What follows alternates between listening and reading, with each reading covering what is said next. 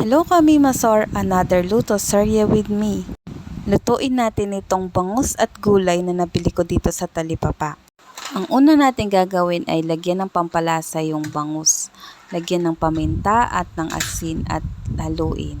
Prituhin natin yung bangus at na nga medyo nagkamali ako dito dahil mali yung nagamit kong pan dahil maliit ito at yung bangus ay sobrang nagtatalsik.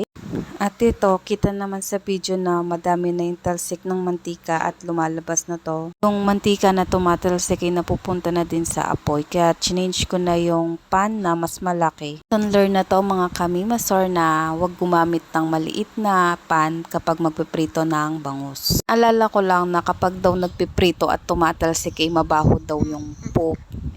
Wala naman mabangong poop, diba?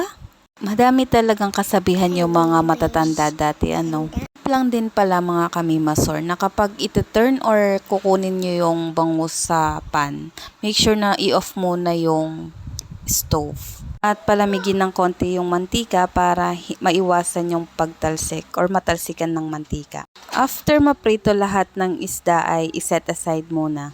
Ang next naman ay yung mga gulay. Unahin natin itong patola na balatan at hiwain. Next naman na babalatan at ihiwain ay yung kamote or yung sweet potato. Hiwain lang ng maliliit para mas mabilis itong lumambot mamaya at madali natin itong i-mash.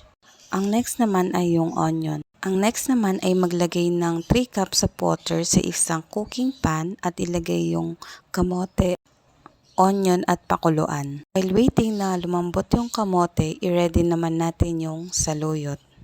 Kunin lang yung dahon ng saluyot at wag na yung mga sanga nito. Make sure na hugasan muna ng mabuti yung saluyot dahil minsan ay may buha-buhangin pa yung saluyot. Nahugasan ko na pala yan at hiniwa ko lang ng maliliit gamit ang gunting.